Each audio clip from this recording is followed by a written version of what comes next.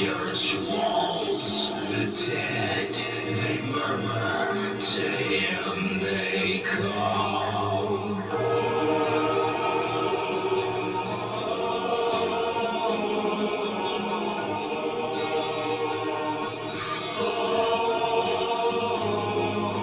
Here they come to exhume, but the dead, they hear them from their tombs. As rain pours down, you can hear them cry.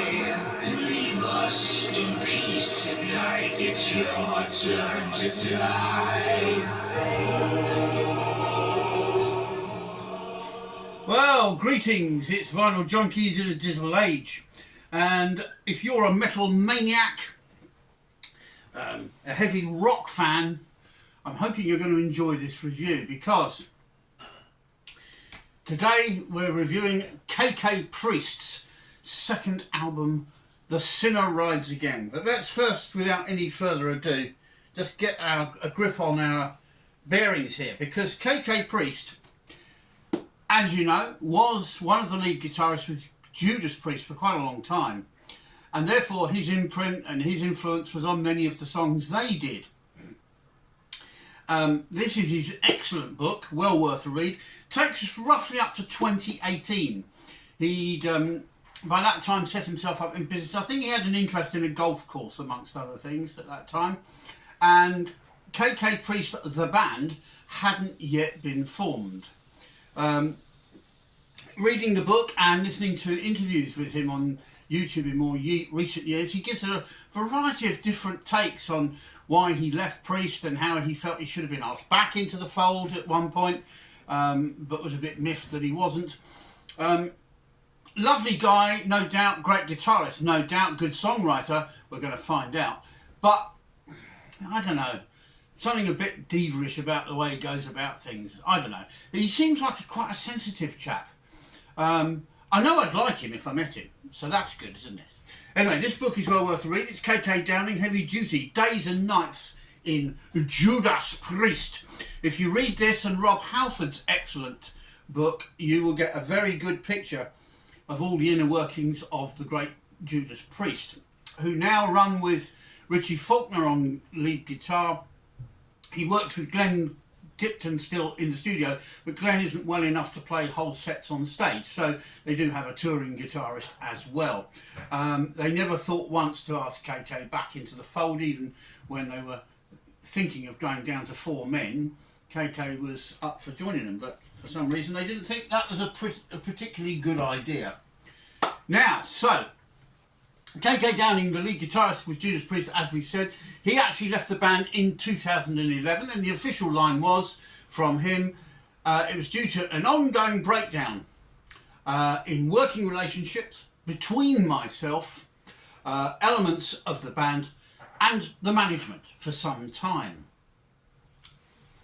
At the end of the excellent book that we were just chatting about, Days and Nights in Judas Priest, Heavy Duty is the main title, he says, towards the end of the work, he says, I would like to say thank you to my beloved bandmates for all the miles we've travelled. Now, he must mean Judas Priest, because at that time KK Priest didn't exist.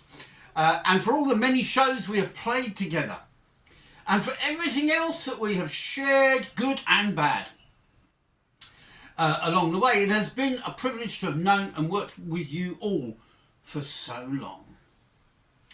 Well, there you are. So he likes to end on a good note, and we have to decide today, I guess,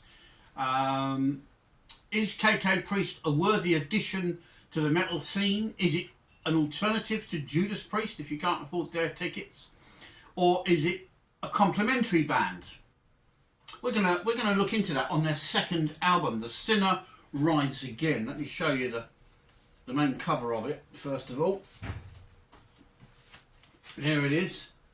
Some wonderful heavy metal artwork, some lovely medieval writing, copper plate style stuff. The inner sleeve looking resplendent there. All good heavy metal cliches ticked and checked. All the lyrics for the songs are here, and there's quite a lot of songs on this record. It's a vinyl album. I've chosen the vinyl of it because I think heavy metal sounds great on vinyl. The inner sleeve is similarly very artistic, and I just love this image on this part here. That is really lovely. I really like that. That's really good metal imagery. So great stuff. So KK's Priest is a band, and they were formed in 2020 originally, performing their first proper gig in 2021 at KK's Steel Mill in Frederick Street, Wolverhampton. Now, KK Steel Mill, as the name suggests, is owned by KK Downing. The venue, as owned and run by KK Downing, occupies an original Grade 2 listed 40,000 square foot building built in 1903 by the Star Engineering Company, and it's where early car production originally started. The venue caters for events such as exhibition, live gigs, product launches and large production shows as well. So it's not just a venue for KK Priest. So we're going to move on to the album, and I think it would be fitting at this point to play a bit more of a cut. Now, I've got a couple of favourite songs on them.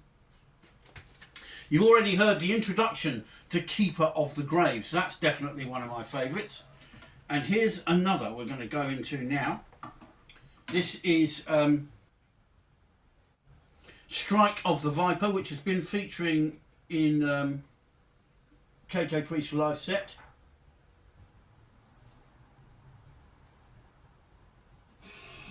I think that's the end of another track.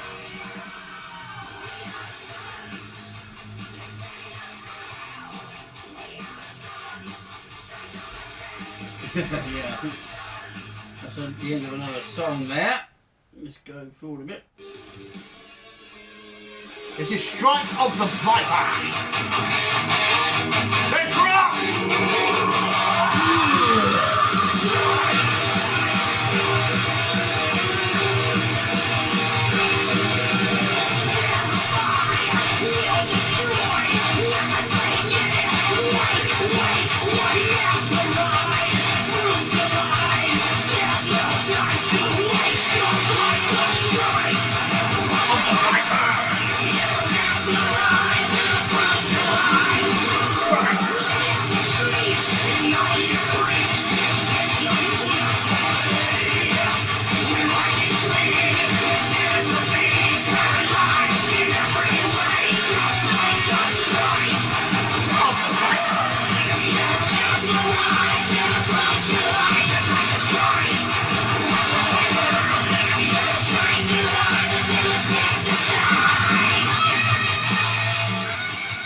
Wow, there we are. It's kicking off with Strike of the Viper, one of my favourite tracks on the whole record. Absolutely love that. Okay, so one thing I've noticed, and this goes with a few albums I've bought, you know when you're onto something kind of heavy and gothy and kind of dark, when you look up the reviews for a record on your computer and ads pop up for things like crematoriums and burial caskets and such like, and alchemy in general.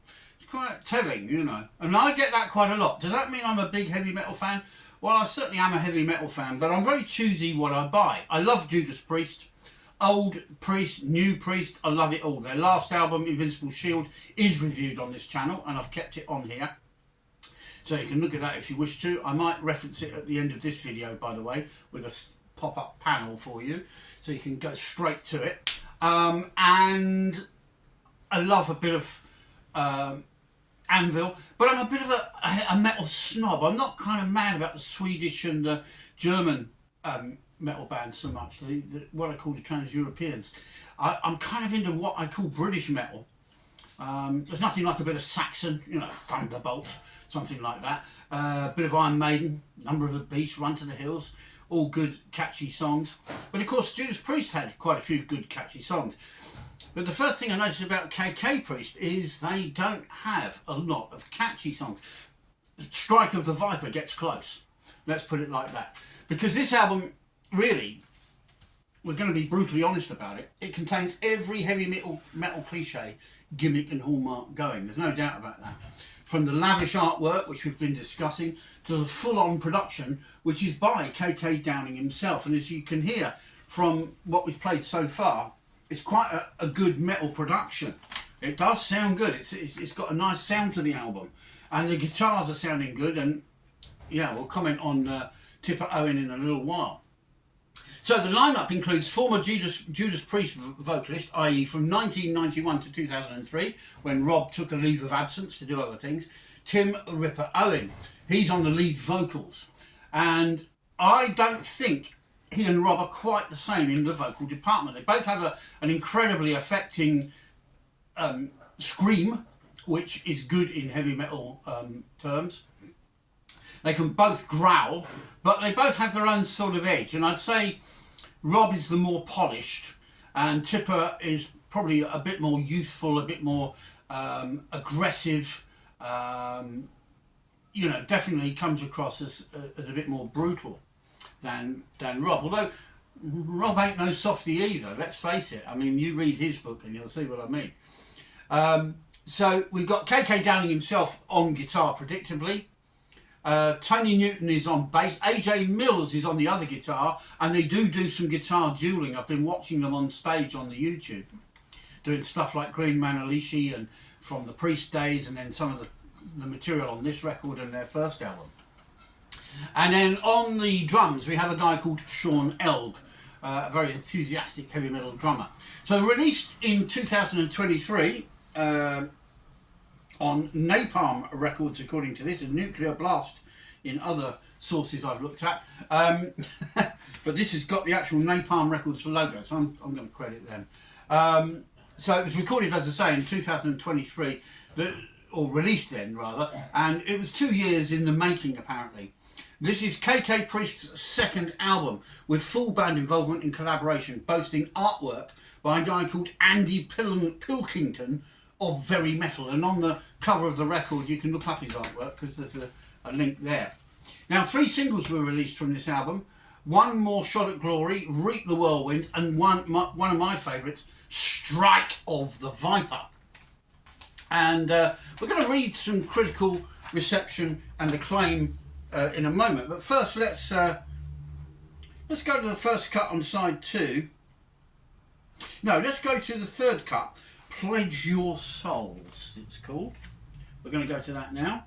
And there's a reason I'm going to that, because it's another highlight on the album for me. So that's the end of the previous track, by the sounds of it.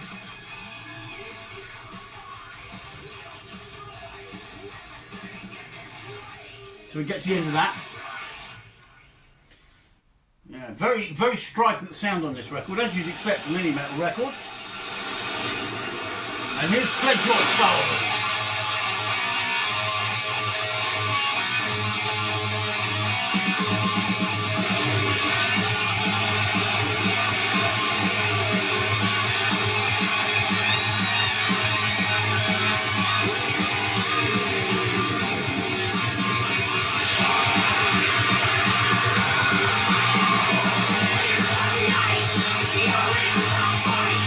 You can't afford to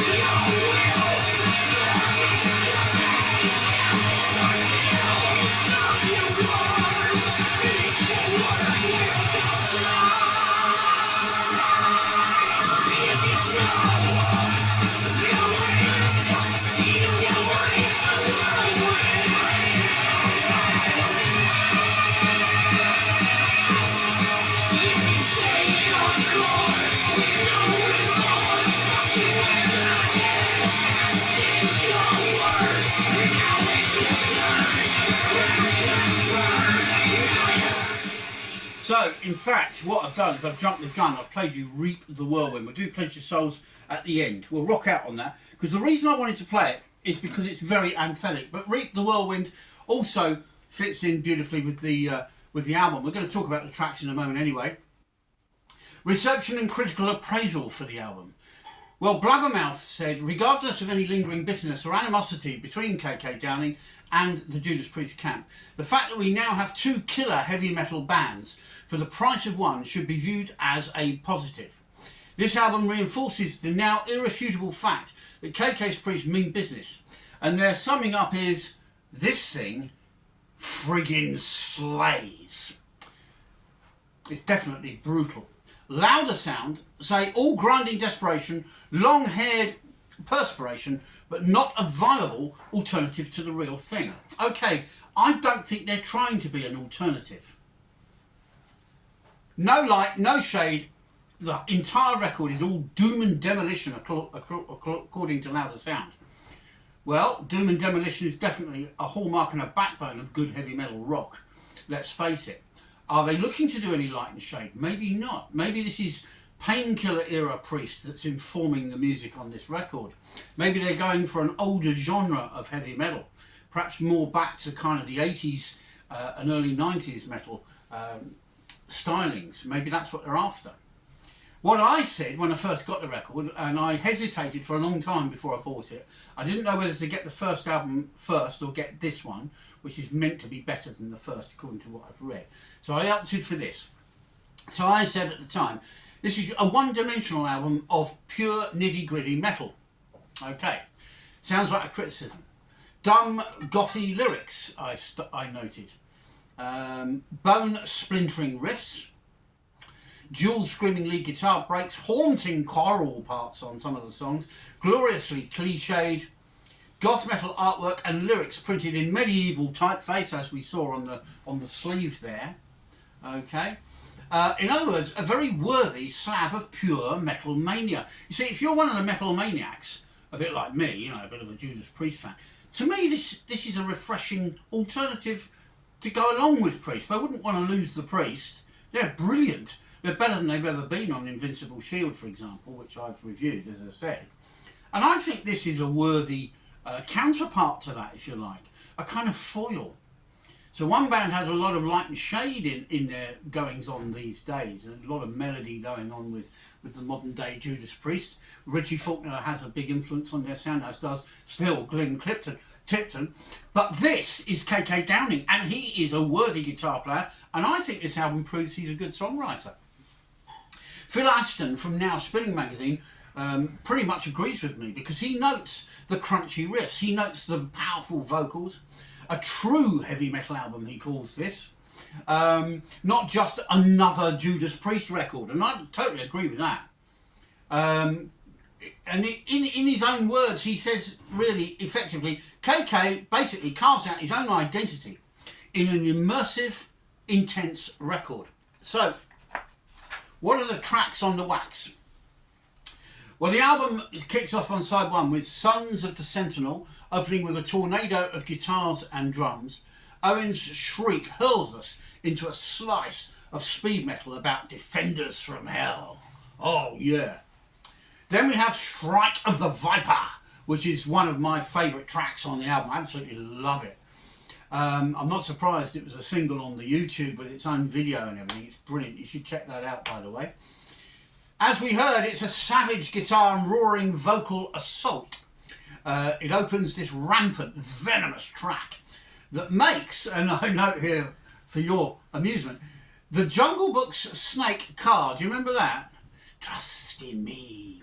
Well, this track, Strike of the Viper, makes Carr look positively tame and domesticated by comparison. So I thought that was quite witty of me. Maybe not. Okay, I'll go with that. So we're still on side one of the album. I was just checking there because I have to check these things. Reap the Whirlwind, which we just heard by mistake, but that's okay because it's a good track. Owens excels on this frenzied cut as he attempts to hold back the wind, emulating the Viking King Canute who tried to stop the tide. don't know if you've ever read a bit of history about King Canute, but he actually thought, he was so full of himself, he was so up himself, he thought he could actually command the tide to stop. He was wrong, and he got his feet washed for his trouble. Track 4 on side 1, we have One More Shot at Glory. This kicks off with what sounds like a Dwayne Eddy steel twanging bass line. And this leads into a drum and guitar salvo as Owen growls into the song, the opening lines to an anthemic composition that would fit on any Judas Priest album from the kind of Painkiller kind of era from that period. Side 2 closes out with something rather special. Hymn 66. Overlaid with a demonic spoken word piece, open this doomy, gloomy prayer to God Demos, a steady-paced goth rocker. So that's... We'll go with that next, actually. I think that's... I love it. It's absolutely fantastic. This is goth metal at its best, I think. But see what you think. I think it's great. Let's drop the needle down there, see if we're in the right vicinity. Yeah, I think we are. So this is hymn 66. Yeah, no, I've got it right. Listen to those gorgeous choral vocals. Listen to that.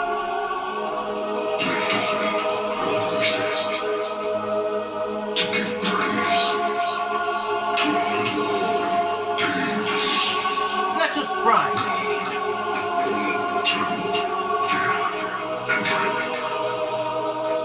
Now kneel and we will receive hymn 66.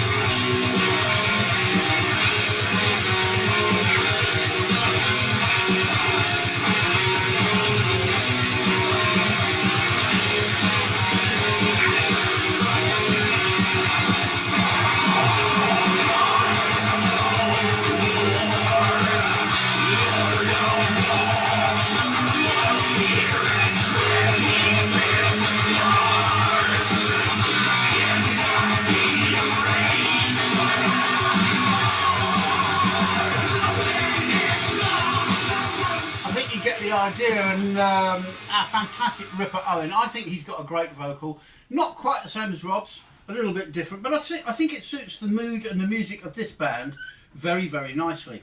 And I've got to get back to the track I promised I'd finish with and get the right one. Pledge your souls, that's it.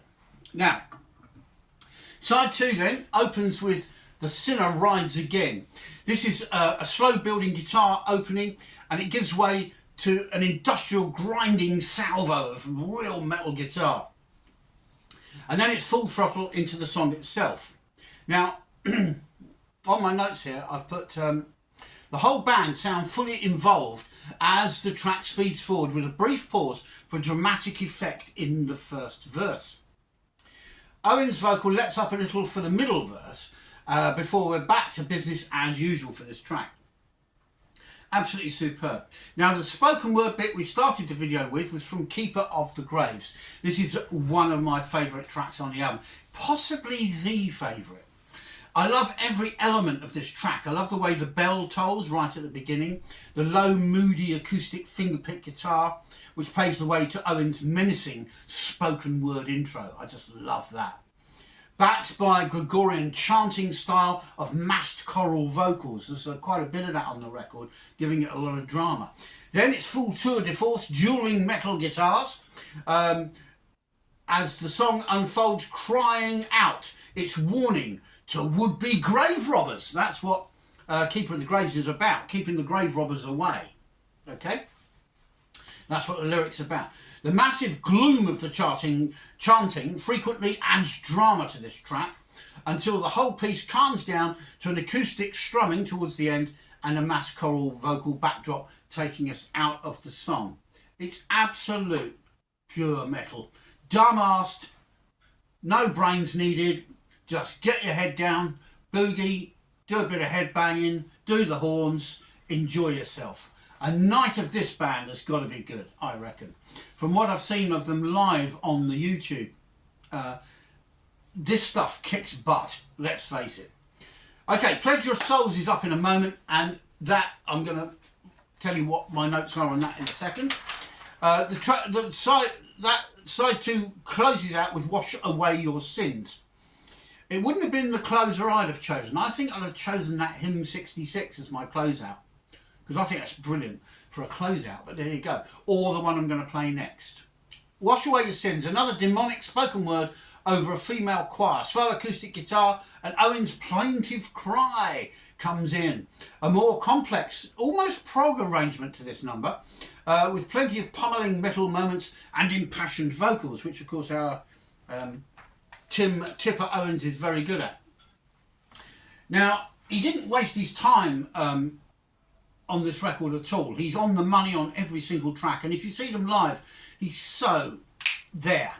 They do play the odd Priest number from previous days, and why not? KK Downing helped write some of them. And they also do live Green Manalishi with the Two-Pronged Crown, one of my favourite songs of all time. But it's only their version and the Priest version that I actually like. So we're going to close out with Pledge Your Souls.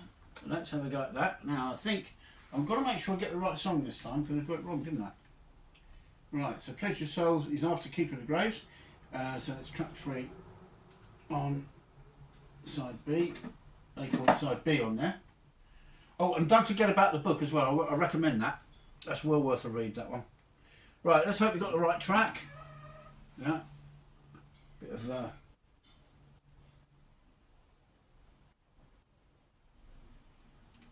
should be the right one.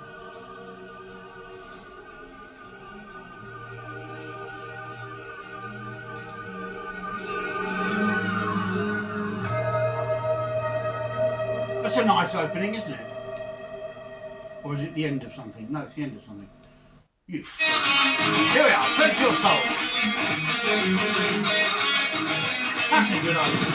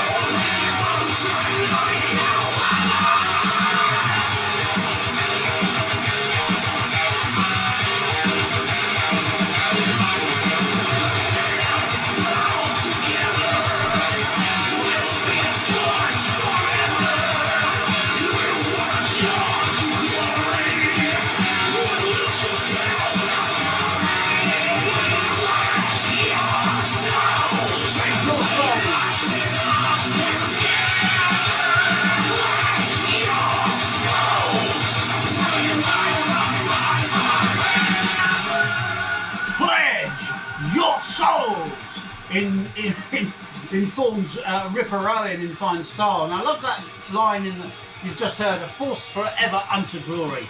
Are we a force forever unto glory, us Vinyl Junkies, with our truth as our weapon? Yeah, I think we are, and I think we should pledge our souls to the cause of rock and roll, peace and love for everybody. Yeah, this is a great track. I'm going to close out with this. It's brilliant. So, what do I write about it? Let's have a little read of that. Whoa, whoa, whoa! Tipper Owens' Roar opens this call to arms with some dark religious undertones. A force forever unto glory he intones on this solid state metal classic with some delicious lead guitar shredding. There's a bit there, look. Oh no, we just missed it. Oh, shame. Okay, thanks for watching. Thanks for everybody who subscribes to the channel. We have been reviewing KK Priest, The Sinner Rides Again. I'm going to give it an 8 out of 10. It doesn't quite deserve 9, and it certainly doesn't deserve 10. It's a little bit too one-dimensional. But it is a great album. If you want an immersive, head-banging rock out, a bit of fun with some real heavy metal, this is a good album. For my money, I love Judas Priest, and I love KK Downings Priest. Let's keep on rocking!